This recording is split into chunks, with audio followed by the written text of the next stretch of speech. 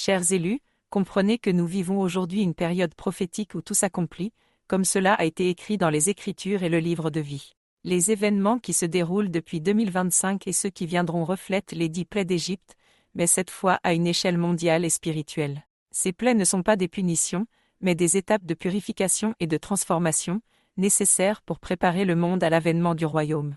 Voici les 10 plaies expliquées simplement, avec leurs analogies pour notre temps. 1. L'eau changée en sang, la corruption des systèmes, 2025. Dans l'Exode, les eaux du Nil deviennent du sang, rendant la vie impossible. Cela symbolise la corruption de la source de vie. Aujourd'hui, les eaux représentent les systèmes économiques, financiers et politiques de ce monde. Ces systèmes deviennent toxiques, incapables de nourrir ou de soutenir l'humanité. En 2025, nous verrons des crises économiques profondes, marquant le début de l'effondrement des structures corrompues.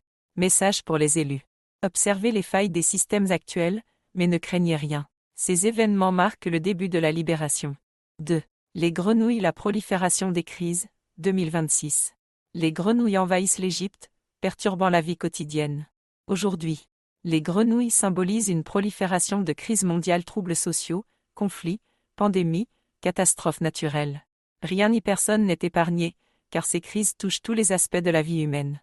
Message pour les élus. Ces crises sont nécessaires pour révéler les failles du monde ancien. Restez fermes dans la foi, car vous êtes protégés. 3. Les poux, les fléaux environnementaux, 2027. La poussière de la terre se transforme en poux, causant des souffrances physiques. Aujourd'hui, les poux représentent les désastres environnementaux, sécheresse, incendies, inondations et famines.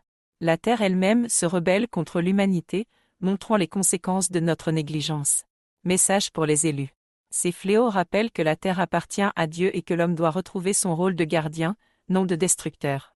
4. Les mouches, la séparation entre lumière et ténèbres, 2028. Les mouches envahissent l'Égypte, mais pas les terres des Hébreux. Aujourd'hui, les mouches symbolisent la distinction entre les élus et ceux qui refusent la lumière. Les élus sont protégés spirituellement, tandis que les ténèbres s'abattent sur ceux qui persistent dans l'aveuglement. Message pour les élus. Votre foi vous protège. Soyez des lumières pour guider ceux qui cherchent la vérité. 5. La mort du bétail, l'effondrement des richesses matérielles, 2029. Les troupeaux d'Égypte meurent, affectant les moyens de subsistance. Aujourd'hui, le bétail représente les richesses matérielles et les systèmes économiques. En 2029, ces systèmes s'effondreront totalement, révélant leur incapacité à sauver l'humanité. Message pour les élus. Ne mettez pas votre confiance dans les richesses du monde, mais dans le royaume de Dieu. 6. Les ulcères, les crises sanitaires, 2030. Des ulcères éclatent sur les hommes et les animaux, causant des souffrances physiques.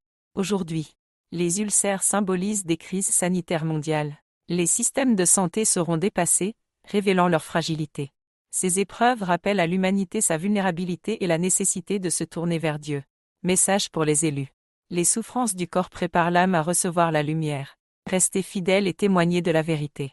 7. La grêle, les bouleversements climatiques et sociaux, 2031. Une grêle dévastatrice frappe les hommes, les animaux et les récoltes. Aujourd'hui, la grêle représente les catastrophes climatiques extrêmes et les bouleversements sociaux. En même temps, elle symbolise les tempêtes spirituelles qui poussent chacun à choisir entre lumière et ténèbres. Message pour les élus. Ces épreuves purifient le monde. Vous êtes les témoins de cette transformation. 8. Les sauterelles, la destruction des systèmes corrompus, 2032. Les sauterelles dévorent tout ce qui reste après la grêle. Aujourd'hui, les sauterelles symbolisent la destruction totale des systèmes corrompus. Les économies, les gouvernements et les institutions s'effondrent, laissant place à un renouveau. Message pour les élus. Ce chaos est nécessaire pour faire place au royaume. Préparez-vous à guider les âmes vers la lumière. 9. Les ténèbres, la confusion spirituelle, 2033. Des ténèbres épaisses s'abattent sur l'Égypte, mais les Hébreux ont la lumière dans leur maison.